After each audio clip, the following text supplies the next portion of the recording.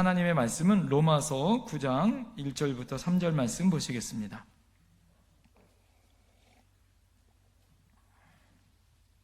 로마서 9장 1절부터 3절. 3절이지만 성경 구절은 2절로 이렇게 되어 있습니다. 우리 다 같이 화면을 보시면서 우리 성경을 보시면서 한 목소리로 우리 다 같이 봉독합니다. 시작. 내가 그리스도 안에서 참말을 하고 거짓말을 아니하노라. 나에게 큰 근심이 있는 것과 마음에 그치지 않는 고통이 있는 것을 내 양심이 성령 안에서 나와 더불어 증언하노니, 나의 형제 곧 고륙의 친척을 위하여 내 자신이 저주를 받아 그리스도에게서 끊어질지라도 원하는 바로라. 아멘. 우리 옆에 사람과 믿음의 인사 나눴으면 좋겠습니다. 당신은 우리나라를 지키는 애국자입니다. 힘냅시다. 네. 여러분은 우리나라를 지키는 애국자인 줄 믿습니다. 여러분, 우리나라를 지키는 애국자들이 힘을 내야 할 줄 믿습니다. 네. 8월이 다가오면 우리에게 가슴 뛰는 한 날이 있습니다. 무슨 날이에요? 8월 15일 광복절입니다. 75년 전 지난 1945년 8월 15일 날 하나님은 우리 민족에게 해방이라는 놀라운 하나님의 은혜와 축복을 선물로 허락하여 주셨습니다. 1910년서부터 1945년까지 36년 동안 삼천리 강상과 우리 한 민족을 일제치하에서 살인과 착취와 고통으로 이루 말할 수 없는 아픔과 상처를 받았었죠. 일본을 위해서 바치라는 그런 명령이 떨어지면 우리 할머니가 말씀하셨는데, 집안에 있는 숟가락 하나도 남지 않고 일본 사람들이 다 가져갔다고. 먹을 것이 없어서 뭘 긁어 먹었다 그래요? 송진을, 소나무를 긁어서 그것을 먹고 나무를 해서 겨우겨우 살았다. 그런 말씀을 많이 들었습니다. 어린 것들을 위해서 먹을 것이 없을 정도로 탁탁 긁어서 일본 사람들이 다 가져갔더라 이거예요. 나무도 베어가고 우리가 가지고 있는 모든 것을 다 전쟁의 기금으로 사용했더라 이거예요. 그 당시 우리나라 어린이들의 사망률을 조사해 보니까 전 세계에서 가장 많이 죽었던 사망률 2위였더라고요. 당시 한국 사람의 평균 여러분 수명은 44살이에요. 한국 사람이 한국말을 하다 보면 학교에 있는 일본 선생님들이 어떻게 해요? 잡아다가 다리를 부러뜨릴 정도로 험한 고통과 아픔을 주셨대요. 그래서 우리 어르신들은 일본말 잘해요. 그죠? 일본 노래도 잘 하시고. 1945년에 보면 우리나라 문맹률이 글자를 읽지 못하는 사람들이 77%나 되어졌다는 거예요. 한글이 있어도 읽지 못하는 사람이 많았다는 거예요. 겨우 한글을 읽는 사람이 23%밖에 안 됐대요. 그러고 난 다음에 광복을 한 이듬해에 한글을 읽었었던 사람들이 문맹률이 41.3%가 올라갔고, 1947년 광복절 이후에 문맹률을 조사해 보니까 29.4%로 급속하게 어떻게요? 문맹률이 떨어졌습니다. 일본 수탈의 자료를 제가 찾으면서 설교를 준비하면서 깜짝 놀랐던 건 뭐냐면 1937년 7월에 소위 국민징용령이라는 것을 공포해서 무력으로 강제 징용을 한 인원이 우리나라에 480만 명이었어요. 전부 젊은 사람들입니다. 진용으로 끌려가서 이 사람들을 어디로 보냈냐면 일본 본토와 남양 군도와 사할린 등지로 가서 강제 노역을 시켰어요. 여러분, 그 젊은 사람들의 강제 노동력으로 여러분 끌려간 사람 153만 명이나 되었다라는 거예요. 여러분, 숫자를 여러분 잘 기억해 두셔야 됩니다. 그들 중에 사망자들이 속출했습니다. 그런데 군사 기밀이라는 명목하에 지금도 그 자료가 완전해요? 완전치 않아요? 완전치 않습니다. 가족들에게도 통보되지 않습니다. 보상도 더더욱 해주지 않았습니다. 얼마 전에 우리나라 대법원에서 어떻게 해요? 이 강제징용에 대한 배상이 나타났는데 그것을 가지고 보복을 했잖아요. 지금도 아직도 일본은 어떻게 해요? 자신들이 잘못한 것에 대해서 처절하게 사죄해야 하네요? 사죄하지 않습니다. 나가노에는 어떤 대본영에서는 수백 명을 학살했었던 증거가 나왔고, 오키나와와 열도에서는 2,000명을 학살했다는 증거가 나왔고요. 그 밖에 도처에서 집단 학살의 유골들이 나왔습니다. 1943년도에는 이른바 조선여자 정신대를 만들어 놓고, 여러분, 제가 자료를 보니까 12살서부터 40살까지 뽑았더라고요. 12살서부터 40살까지 뽑은 사람이 몇 명이냐면 20만 명을 뽑았어요. 얼마나 많은 우리의 여인들을 수탈해 간 거예요. 그런데 여러분, 우리나라에 내가 정신대에 끌려가서 위안부라고 어떻게 소리를 내고 그렇게 말하는 사람들이 많아요, 적어요? 지금 손에 꼽아요, 돌아가시고. 아마 많은 분들이 뭐 한 거예요? 끌려갔어도 말할 수 없었던 거예요. 우리나라 사회가 허락하고 넉넉지 않았고 많이 정전통에 죽었다라는 거죠. 12살이면 지금 초등학교 5명에서 6명이에요. 위안부 할머니의 증언을 따져보면 하루에 상대하는 사람들이 여러분 40명에서 많으면 60명까지 상대를 했었다는 거예요. 12살짜리가.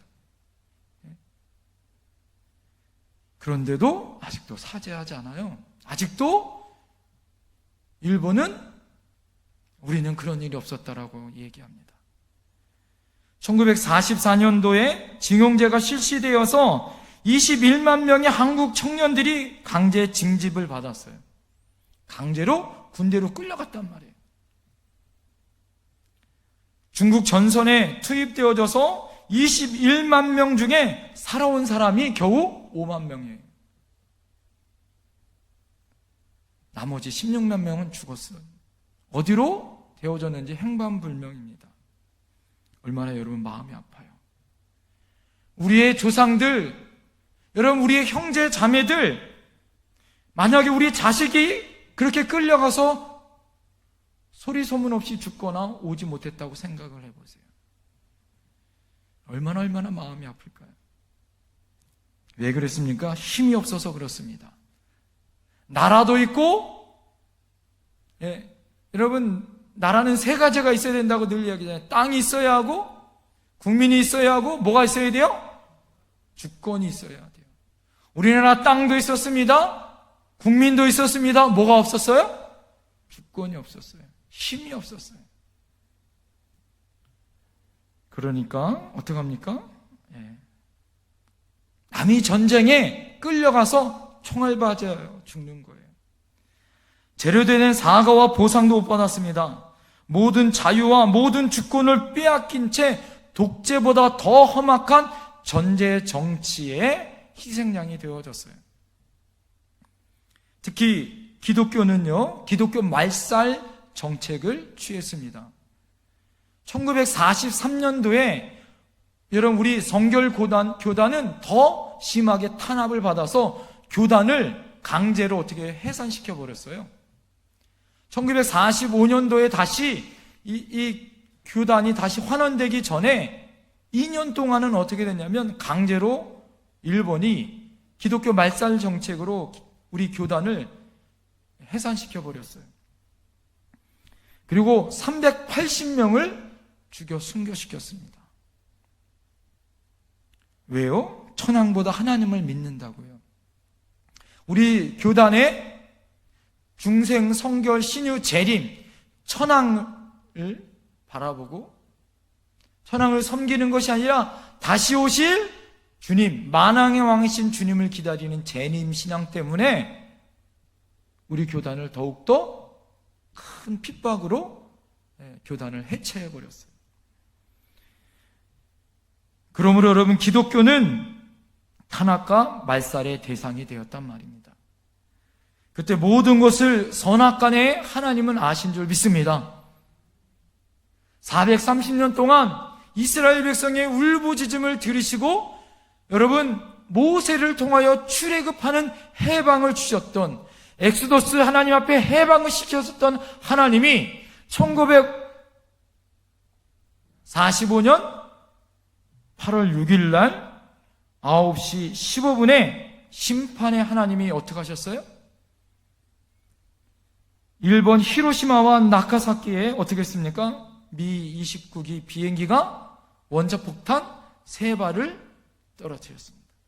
정말 크고 무서운 하나님의 채찍으로 징계했습니다. 그로부터 얼마 안 있어서 일본은 연합군에게 백기 투영합니다. 무조건 항복합니다. 그 결과를 가져오죠. 그때 여러분, 연합군 장군이 누구였냐면 메가더 장군이에요. 그 메가더 장군이 우리나라 6.25 때 어떻게 했어요? 다시 와서 우리를 인천 상륙작전에 우리를 구원시켜주고 그 문제 가운데 크게 우리나라를 해방시켜줬던 그런 믿음의 장군 아닙니까? 누가 오만 불순하여 일본의 천황의 목소리를 이렇게 낮게 만들었고 사죄했고 하게 만들었고 여러분 떨리게 만들었습니까? 바로 공의의 통치자 되시는 우리 하나님의 역사이신 줄 믿습니다. 하나님의 하시는 놀라운 기적의 역사이신 줄 믿습니다. 여러분, 우리가 해방시킨 것이 아니에요.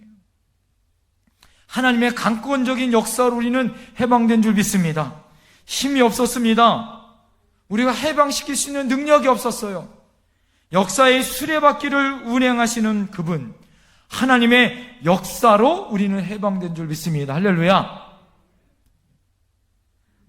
우리가 역사, 세계 역사를 잘 살펴보면 한 나라, 한 민족에게 어떤 영향력을 미치는가를 잘 살펴보면 민족의 정신 세계가 한 정신이 그 나라의 운명을 결정하더라 이거예요. 중국은 유교라는 통치 원리를 통하여서 한 나라가 만들어지기 시작했습니다. 인도인들은 힌두교라는 종교를 통하여 나라가 만들어지기 시작했고, 베트남과 스리랑카, 태국, 미얀마, 캄보디아는 그들의 정신이 뭐예요? 불교 석가에 있는 해탈을 받는 그런 정신을 가지고 있습니다. 우리가 알고 있는 아랍과 아프리카의 대부분의 사람들은 알라를 믿고 있는 이슬람권에 있는 정신을 믿고 있어요. 그것을 통해서 우리가 여러분 무엇을 알 수 있습니까? 높은 인격적인 자아는 높은 인격적인 신의 신관을 통하여 만들어진다라는 거예요. 독일이나 여러분 영국이나 북유럽의 사람들이 지금까지 그들의 서민 속에서 흐르고 있는 기독교 신앙은 어디서부터 비롯됐습니까? 그들에게서 꽃피워지고 있는 민주주의와 과학적인 모든 사고는 어디서부터 비롯됐습니까? 바로 기독교 신앙, 성경의 신앙서부터 시작됐더라 이거예요. 여러분, 미국이라는 나라에 힘이 어디서 있습니까? 많은 학자들이 연구해봐서 미국이 가장 강력한, 지금도 전 세계 가장 최고의 힘과 권력을 가진 나라 아니에요? 이렇게 미국이 가장 강력한 힘과 권력을 가지고 있었던 이 미국 정신의 뿌리는 어디 있냐? 두 가지라는 거예요. 하나는 철저한 예수님을 철저하게 믿었었던 청교도적인 신앙. 두 번째는 이 개척을 하는 프론티어 정신이 개척 정신, 이 두 가지의 정신이 미국의 신앙을 끌고 가는 거예요. 미국의 정신을 끌고 가는 거다라는 거예요. 그래서 여러분, 미국 돈 달러에 보면 이렇게 적혀 있습니다. In God we trust. 여러분, In God we trust. 이렇게 기록되어 있다는 말은 뜻은 무엇이냐면 따라합니다. 우리는 하나님을 믿노라. 그들의 돈에는 우리는 하나님을 믿노라라고 1956년도에 공식적으로 미국의 표라고 그들이 공포했어요. 진짜 미국의 경쟁력은 돈이 아니에요. 어떤 큰 권력이 아닙니다. 그들의 경쟁력, 그들의 경제적인 힘은 어디 있어요? 하나님을 믿는 그 믿음의 신앙 안에 있다라는 거예요. 미국은 지금도 믿지 않는, 하나님을 믿지 않는 대통령이 한 번도 대통령이 된 적이 없습니다. 지금도 우리가 손가락질하고 욕하고 있는 트럼프도 철저한 하나님을 믿는 보수적인 사람인 걸 여러분 아셔야 돼요. 사랑하는 성도 여러분, 누가 이 세상에 가장 어리석은 사람입니까? 그것은 하나님이 없다고 말하는 사람이에요.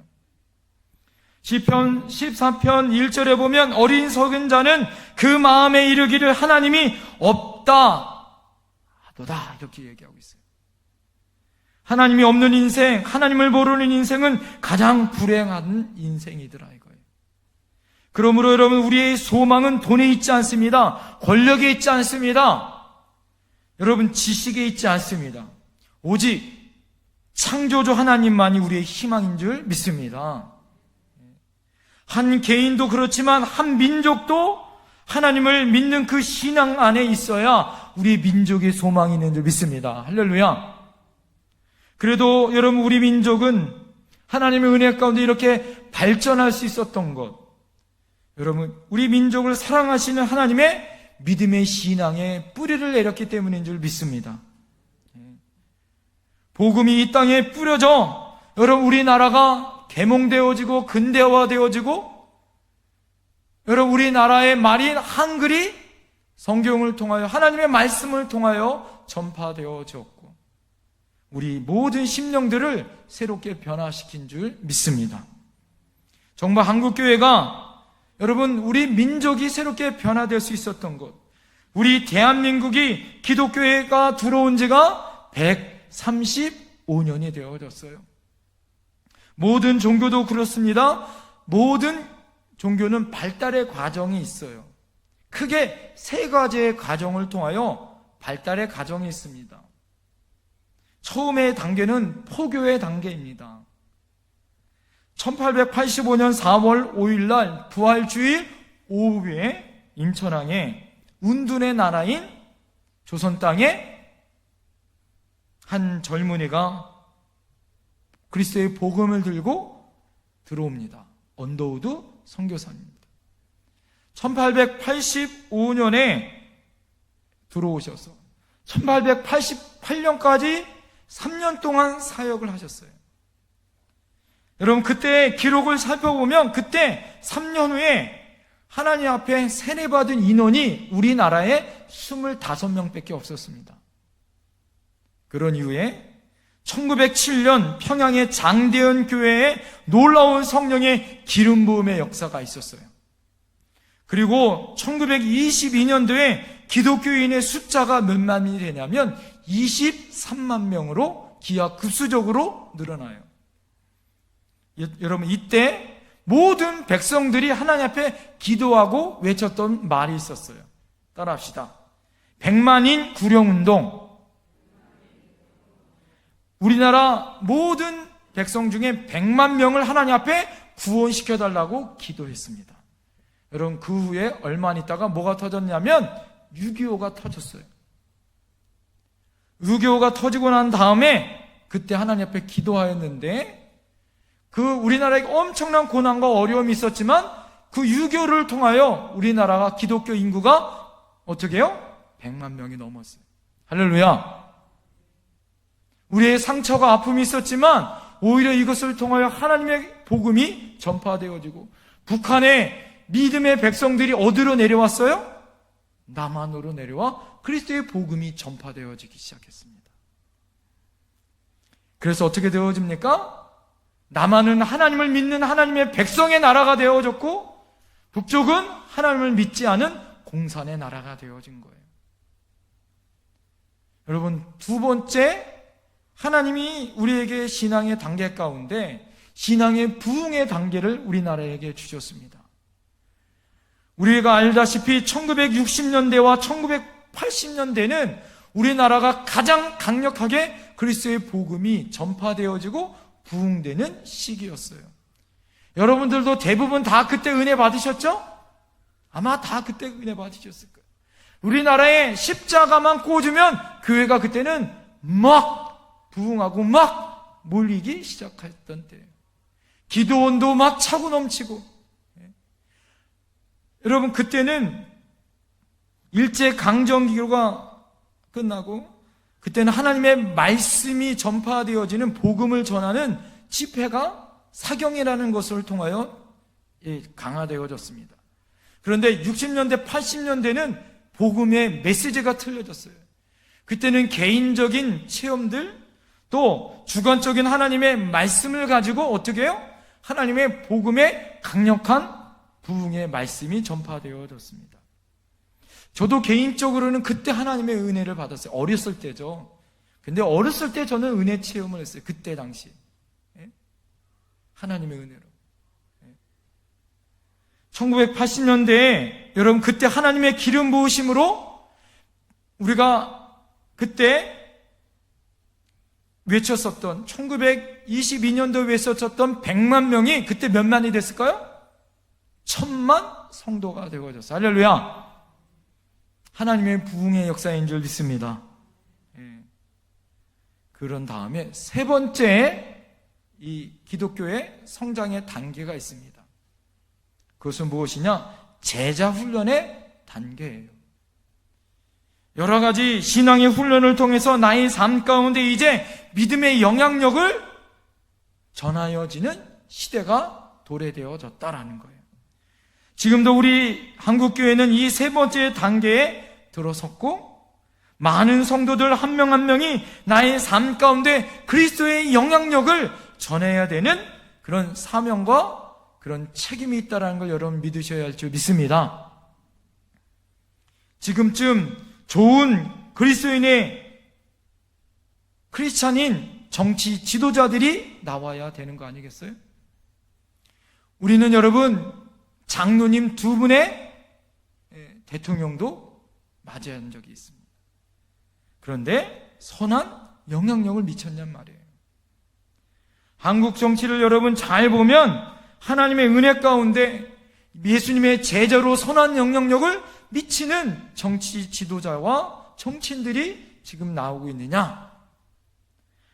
교육계나 문화계나 각계가 분야에 예수님의 제자들이 지금 나와 영향력을 미쳐야 되는 거예요. 기독교적인 가치관을 가지고 나라를 이끌어가야 한다는 거예요. 그런데 여러분, 지금 우리가 살펴봐서는 많은 안타까움 가운데 있더라 이거죠. 왜 이렇게 힘이 없을까요? 왜 나라가 이 모양일까요? 왜 그럴까요? 여러분, 인도의 아버지, 건국의 아버지라 불리우는 우리는 간디를 잘 알고 있습니다. 여러분, 간디라는 사람을 인도에서는 뭐라고 부르냐면 마하트마라고 부릅니다. 이 마하트마라는 뜻은 무엇이냐면 위대한 혼이라는 의미가 있어요.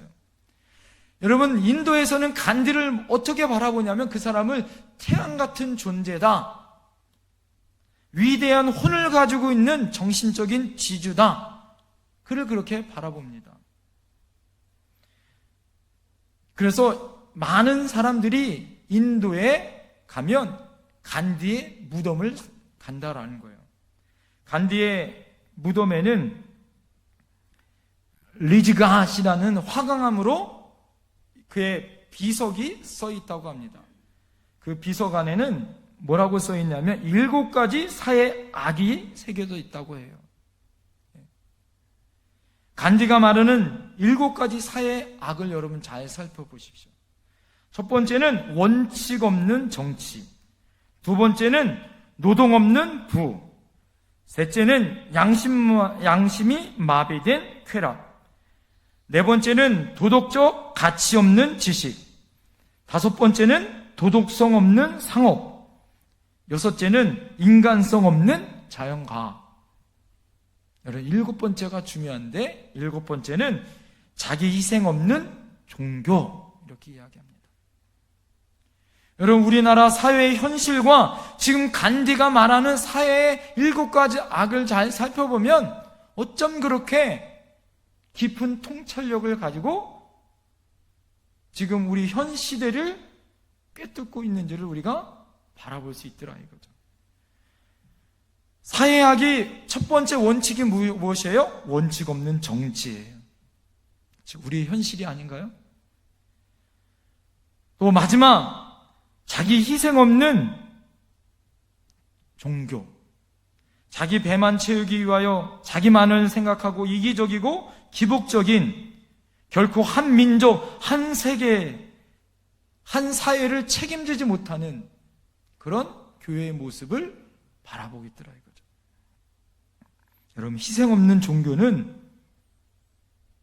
우리 한국교회의 지금 모습이에요. 오히려 예수 믿지 않는 사람들이 어떻게 해요? 지금 우리 한국교회를 걱정하고 손가락질하고 있지 않나요?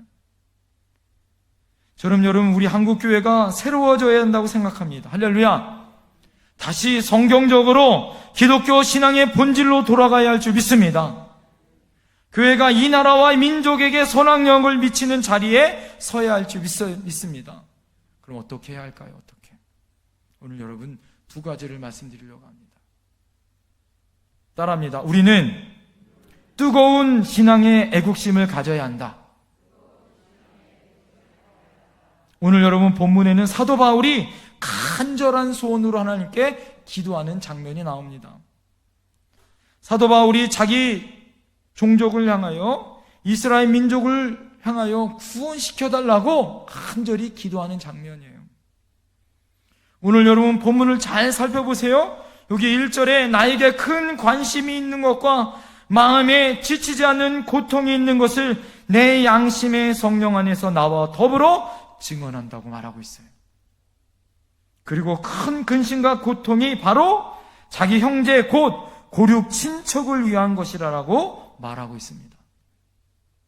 특히 이전에는 나의 형제 곧 고륙 친척을 위하여 내 자신이 저주를 받아 그리스도에게서 끊어질지라도 내가 원하는 바로다 라고 고백하고 있어요.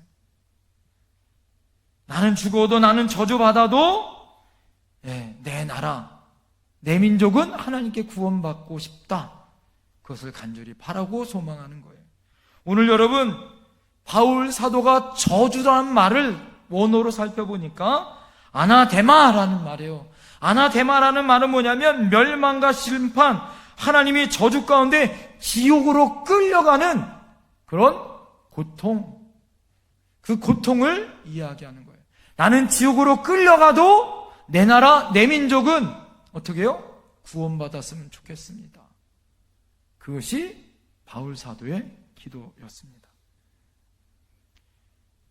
여러분, 바울 사도는 단순한 편협한 민족주의를 생각하면서 자기 동족을, 이스라엘 민족을 번영해달라고, 회복시켜달라고 기도하는 그런 민족주의의 편협된 기도가 아니에요. 자기 민족 전체가 하나님 앞에 다시 돌아오기를 바라는 구원의 기도인 줄 믿습니다. 그런 민족애와 애국심으로 기도하는 것이더라 이거예요. 진정한 그리스도인들은 자기 가족, 자기 가까운 사람이 예수님을 모르고 멸망의 길을 걷는다면 가만히 있겠어요? 지금 여러분의 가족이 지금 독배가 있는데 이 독배를 마신다면 여러분 그것을 보고 여러분 가만히 있겠습니까?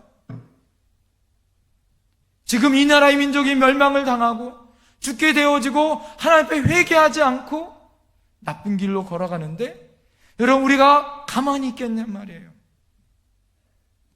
여러분, 이 나라의 민족을 향하여 구원자 예수 그리스도의 길을 걸어갈 수 있도록 여러분, 우리가 몸부림치고 하나님 앞에 기도해야 되는 줄 믿습니다. 할렐루야.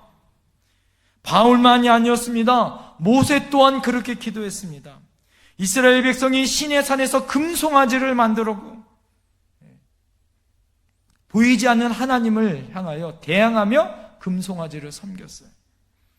하나님이 크신 진노로 말미암아 이스라엘 백성을 다 죽이고 다른 민족을 세워 내가 너를 에게 큰 민족의 지도자로 내가 다시 삼겠다라고 이야기합니다.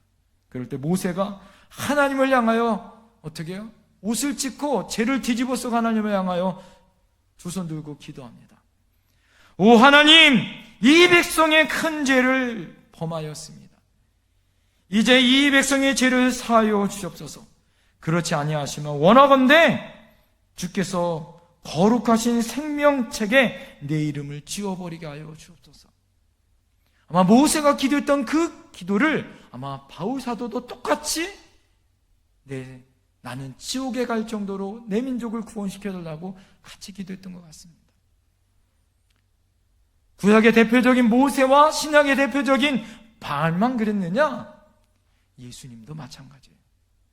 예수님이 우시는 장면이 몇 가지가 없는데 그 중에 대표적인, 여러분, 마지막 예수님이 예루살렘을 향하여 우시는 장면이 나와요.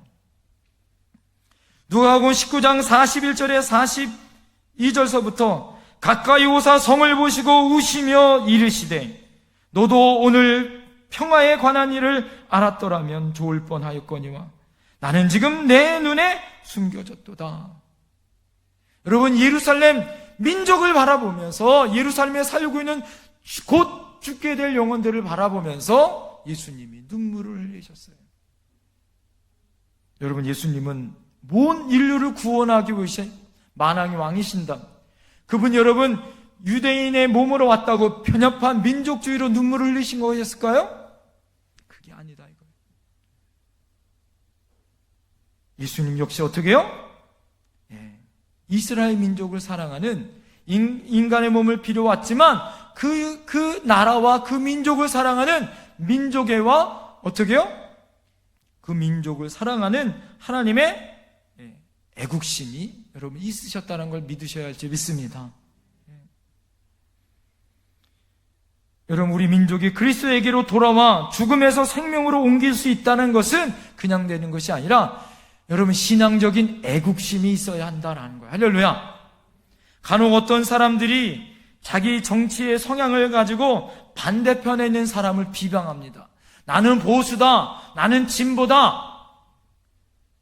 보수의 사람들은 왜 그러느냐, 진보의 사람들은 왜 그러느냐, 이렇게 여러분 우리 안에 자기가 가지고 있는 시각을 가지고 편협하게 어떻게 해요? 비방할 때가 있어요. 그럴 때 여러분 그리스도인들은 어떻게 해야 합니까? 모든 목사님들이 얘기해요. 설교할 때 목사님은 정치적인 색을 내면 안 된다고, 또 정치적인 이야기를 하면 안 된다고.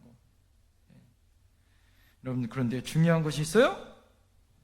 저는 이렇게 이야기합니다. 우리 그리스도인들에게 어떤 정치적인 입장보다 더 우선적인 것이 있더라고요. 내가 보수다, 진보다, 여다, 야다, 그것이 보다 더 중요한 것이 있어요. 그것보다 더 우선적인 것이 있어요. 그것은 무엇입니까? 신앙적인 애국심이 먼저라는 거예요. 할렐루야. 여러분, 이 나라를 변화시키는 것은 그 어떤 것도 아니에요. 그 어떤 정치가도 아니에요. 여러분, 하나님이 이 나라를 변화시켜야 할 줄 믿습니다. 그런 신앙적인 애국심을 우리에게 있어야 하는 것, 그것이 우선져야 될 줄 믿습니다. 두 번째 따라합니다. 우리나라를 위해 뜨겁게 기도해야 한다. 일대 강점기의 조선인들은 여러분 하나님의 나라를, 여러분 지금 우리가 살고 있는 우리나라와 동일시하는 믿음을 가졌습니다. 그 당시에 기독교인들은 애국자들이었고 나라를 사랑하는 마음이 어떻게 해요? 민족교회를 사랑하는 마음이었어요. 그래서 하나님 사랑, 나라 사랑, 교회 사랑이 한 마음이었어요. 이게 우리나라 조상들 아주 순수하고 똑같은 그런 믿음의 마음이었습니다. 당시 많은 민족의 지도자들이 어떻게 했습니까? 교회의 지도자들이었습니다. 유관순이 그랬고, 이준열사가 그랬고, 도산 안창호 선생님이 그랬고, 김구 선생님이 그랬고, 이승만 대통령이 그리스도인이었어요. 이런 모두가 예수님을 믿는 믿음의 사람이었고, 그것을 본을 보이는 사람이었고, 우리나라 민족을 주도하는 사람이었어요. 여러분, 거기에 공통점은 무엇이냐? 모두 다 하나님의 나라와 민족 교회를 위하여 또 나라를 위하여 기도하는 사람들이었습니다. 할렐루야. 그러므로 우리가 여러분 이 어려움과 이 고통의 문제가 있을 때 이것을 회복하기 위하여 어떻게 해야 될까요? 기도해야 할 줄 믿습니다. 우리가 나라를 사랑한다면, 애국자라면 기도해야 된다라는 거예요. 이번 여러분 매주 금요일마다 나라와 민족을 위해서 기도할 때마다 마음이 아프고 눈물이 납니다. 여러분, 우리 그리스도인들이 나라를 사랑하는 방법이 여러 가지가 있어요. 법을 잘 지키는 것, 또 국민으로서 모든 의무와 성실을 다하는 것, 납세의 의무, 국방의 의무를 잘 지키는 것, 그런 것 정말 중요합니다. 그런데 그것보다 더 중요한 것이 있어요. 그리스도인들이 나라를 사랑하는 가장 좋은 방법은 나라를 위해서 뭐 하는 거예요? 기도하는 거예요. 할렐루야. 우리나라가 하나님의 신앙에 세울 수 있도록, 여러분 우리 민족이 하나님을 사랑하는 민족이 되어질 수 있도록 3.1운동과 만세운동을 일으키고 100만 구령의 열정과 1000만 성도가 이제는 하나님의 은혜 가운데 2000만 성도가 되기 위하여 우리가 기도하고 소망을 품을 수 있도록 어떻게 해야 돼요? 진정한 애국은 기도하는 거다 이거예요. 디모데전서 2장 1절부터 2절에 이렇게 이야기합니다. 그러므로 내가 첫 번째로 권하노니 모든 사람을 위하여 간구와 기도와 도구와 감사로 하되 임금들과 높은 지위에 있는 모든 사람을 위하여 하라. 이는 우리가 모든 경건과 단정함 중에 고요하고 평안한 생활을 하려 함이니라. 여러분, 성경에 말하기를 대통령과 장관과 국회의원들을 위하여 먼저 기도하라고 이야기해요. 위정들을 위해서 기도하라고 합니다. 여러분, 나라가 망하면 신앙생활 바로 할 수 있을까요? 이스라엘 민족이 70년 포로 가운데 얼마나 힘들었어요. 우리나라가 430년 동안 얼마나 힘들었습니까? 고요하고 평안한 생활을 위해서 너희는 기도하라 이거예요. 우리나라가 지난 과거 일제 치하뿐만 아니라 6.25 동족 상잔의 처참한 전쟁을 겪으면서 민족의 위기가 오고 어려웠을 때 많은 사람들이 순교했어요. 뭐함으로? 믿음을 지키고 기도함으로. 여러분, 우리나라가 그냥 지킨 나라가 아니에요. 많은 지도자들을 비판하고 비난하는 건 누구나 할 수 있습니다. 여야 왜 그러냐? 그렇게 말하는 건 누구나 할 수 있습니다. 그러나 여러분, 나라를 위해서 목숨을 각오하고 기도하는 것은 아무나 못하는 거예요. 그것은 우리 예수 믿는 사람들의 특권이요, 우리 예수 믿는 사람들의 중보 기도자들의 책임인 줄 믿습니다. 여러분, 우리가 나라와 민족을 위해서 지금 기도할 때예요. 우리가 이 지역을 놓고 기도할 때인 줄 믿습니다. 윈스턴 처칠 수상이 2차 대전 때 전기를 살펴보면 그가 정말 2차 대전 때 나라가 풍전등화의 위기 가운데 있을 때 국회에 모여서 중대한 안건을 심의하고 있었다고 합니다. 수상인 처칠이 맨 앞자리에 앉아서 고개를 파묻고 졸고 있는 듯이 보였던 것 같아요. 그것을 지켜보고 있었던 국회의장이 처칠 수상에게 호통을 칩니다. 일국의 수상이 한 나라의 중요한 의제를 의논하는 마당에 어떻게 졸 수가 있습니까? 처칠 수상에게 민망함을 준 거예요. 처칠 수상이 갑자기 눈을 뜨더니 아니 졸다니요, 저는 기도하고 있었습니다. 그랬더니 국회의장이 기가 찬다는 소리로 다시 이렇게 이야기하는 거예요. 아니 하필이면 이런 때 여기서 기도하면 되겠습니까? 수상이 이런 회의 때 정말 중요한 순간에, 중요한 안건을 결정하는 순간에 기도하는 게 웬 말입니까? 그러자 처칠 수상이 책상을 치며 벌떡 일어나서 이렇게 호통을 쳤습니다. 아니 이때 기도하지 않으면 언제 기도하라는 말입니까? 나라의 중요한 일을 의논하고 있는 바로 이 자리가 기도하는 자리가 아니면 여러분 우리가 언제 기도하느냐 말입니까? 라고 외쳤다는 거예요. 그렇습니다. 여러분 지금 우리가 기도할 때예요. 코로나19가 다시 재차로 극심하여 지금 우리 지역, 우리 동네에, 우리 옆에 있는 사람, 우리가 누구를 만나지 못하는 이 순간에 우리가 뭐 할 때예요? 기도할 때. 할렐루야! 아무것도 할 수 없는 그 순간에 주님의 얼굴을 구하고 기도할 때인 줄 믿습니다. 긴 장마와 수해로 온 나라가 상처가 나고 아픔이 있고 고통받는 이 순간에 우리가 어떻게 해야 돼요? 기도할 때. 할렐루야! 사회가 분열의 영으로 남북이, 여야가, 노사가, 세대간이, 가정과 사회가, 교회까지도 서로 불신하고 분열하고 갈등하고 아픔이 있습니다. 이 분열된 이 나라, 이 민족과 교회를 위해서 뭐 해야 될 때예요? 기도할 때예요.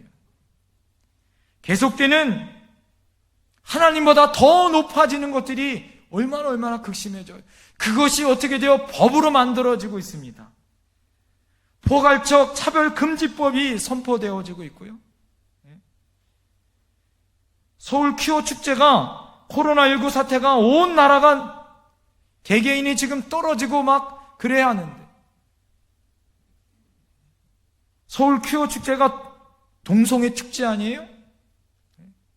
얼마 전에 게이에 있는 클럽에서 코로나19가 확산되는 것 때문에 온 나라가 이태원에서 얼마나 큰 어려움을 당했어요. 그런데 2020년 9월 18일 날서부터 29일까지 12일 동안 퀴어 축제를 서울시에서 허락했습니다. 여러분 이게 될 말입니까?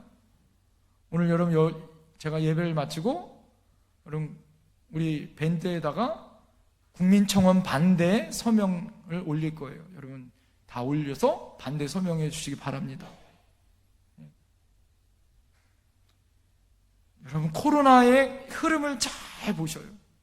저는 기도하면서 코로나의 흐름을 잘 보면 하나님이 왜 갑자기 코로나를 경기와 서울 지역에 갑자기 이렇게 만드셨을까? 이렇게 되면 퀴어 축제 못하게 돼 있어요. 여러분 우리 안에 하나님이 우리를 바라보시면서 어떤 징계와 어떤 모습으로 우리에게 나타나시는가를 여러분 잘 영적인 눈으로 보셔야 돼요. 이 나라 대통령과 정치인들, 위정자들을 위해서 기도해야 하고, 여러분 하나님을 향하여 온 백성이 사회를 통하여 미스바에 모여 하나님 앞에 기도하여 블레셋의 위기를 이스라엘 민족이 건져 나갔던 것처럼 우리가 하나님 앞에 기도할 때인 줄 믿습니다. 이 나라의 민족이 하나님의 믿음 안에 우리나라 애국가처럼, 오늘 제 설교 제목처럼 동해물과 백두산이 마르고 닳도록 하나님이 보호하사 우리나라 뭐하? 만세할 수 있는. 여러분 하나님이 우리나라를 보호하시고 하나님이 지켜주시는 우리나라 만세를 외칠 수 있는 그런 저와 여러분들이 되어야 될 줄 믿습니다. 여러분 그러기 위해서 우리가 뜨거운 애국심을 가져야 하고 8.15 광복절을 지나며 여러분 나라를 위해서 기도하는 저와 여러분들이 되어야 할 줄 믿습니다. 기도하겠습니다. 이 시간에 하나님 앞에 우리 통성으로 기도할 때 하나님, 우리가 주일날 오후 예배를 드리고 싶어도 오후 예배를 드릴 수 없는 상황이 되어졌습니다. 하나님 우리 환경과 우리 상황들이 더 예배 드리지 못하게 하고 더 모이지 못하게 합니다. 하나님, 우리 안에 지금 이 순간에 온 나라가 힘들고 수해로 힘들고 분열의 영이 있고 하나님보다 더 높아지고 있는 포괄적 인권법과 사회에 나쁜 동성애를 옹호하는 축제들이 열리고 있습니다.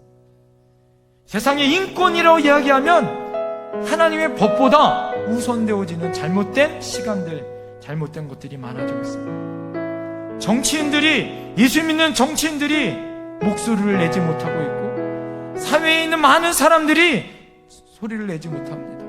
인기에 영합하고 있습니다.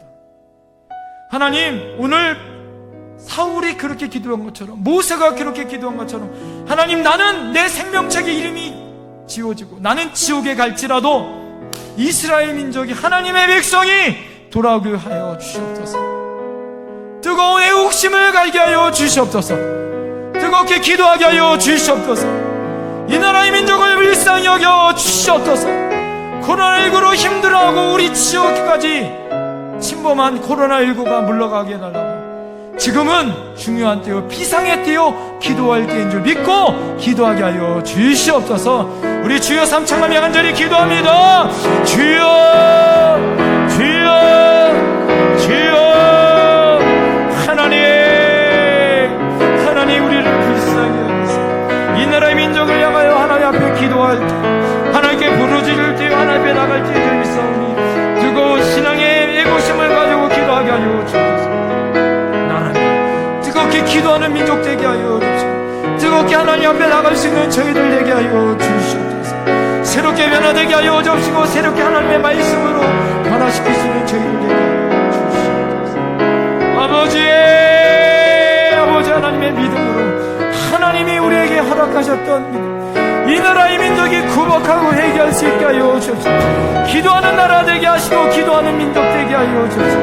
하나님의 나라가 새롭게 변화되어 수 있도록 주여, 우리 영태교회가 기도하길 원합니다. 나라를 위하여, 이 나라 민족을 향하여, 우리 신앙을 향하여 깨어 기도하게 하여 주시옵소서. 모세처럼, 바울처럼, 예수님처럼 나라와 민족을 향하여 기도하는 저희들 되게 하여 주시옵소서. 아버지 하나님, 감사합니다. 나라가 걱정입니다. 하나님, K방역이라고 이야기하고 떠들고 자랑했지만 결국에는 다시 확산됩니다. 이 확산이 교회를 통하여 확산되는 것들을 바라보며 더 마음이 아픕니다. 아버지 하나님, 이 나라가 하나님 앞에 다시 한번 아버지 하나님 앞에 기도하게 하여 주시옵소서. 온 백성들이 애국의 마음이 되게 하여 주시옵소서. 긴 장마와 수해로 인하여 상처난 이 나라가 하나님 불쌍히 여겨 회복시켜 주시옵시고, 하나님, 이 나라의 부절의 영이 하나님 나라와 민족과 특별히 여야와 남북과 노사와 세대 간의 갈등으로 서로 손가락질하고 문제를 말하기 이전에 하나님, 이 문제가 나의 문제로 기도하는 백성 되게 하여 주시옵시고, 하나님, 계속되어지고 있는 인권의 문제, 계속되어지고 있는 악습의 문제로 인하여 하나님보다 더 높아지는 것, 하나님 앞에 다 물러가게 하여 주시옵소서. 하나님 앞에 인간에 있는 모든 것들은 하나님 무너지게 하여 주시옵소서. 대통령과 정치인들과 위정자들이 하나님 다시 한번 하나님 앞에 구복하며 회개하며 하나님 앞에 돌아오게 하여 주시옵소서. 아니, 우리 교회, 영택교회 성도들로서부터 애국의 마음을 갖게 하여 주시옵소서. 새벽에 나와 또한 수요와 예배와 공예배와 하나님 예배 때마다 하나님 앞에 기도하게 하여 주시옵시고, 가정에서 시간을 놓고 기도하게 하여 주시옵소서.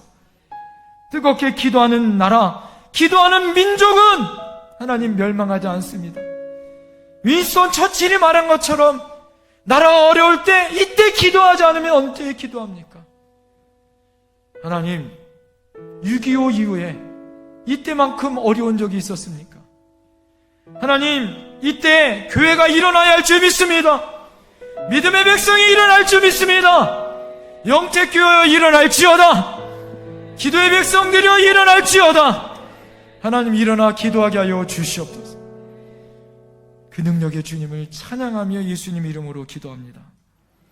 이제는 우리를 구원하신, 우리를 죄악 가운데 우리를 힘들게 하고 우리를 어렵게 하고 우리 지치게 하는 그 죄악 가운데서 우리를 구원하신 우리 주 예수 그리스도의 은혜와 우리에게 독생자 예수 그리스도를 통하여 구원의 길을 열어주신 하나님의 놀라우신 사랑하심과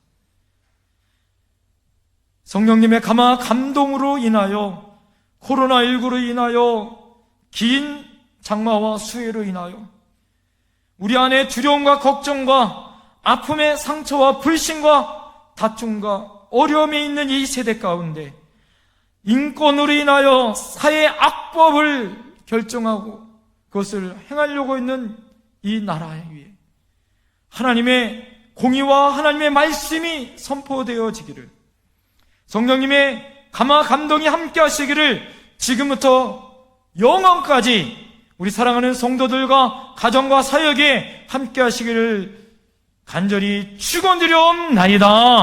아멘.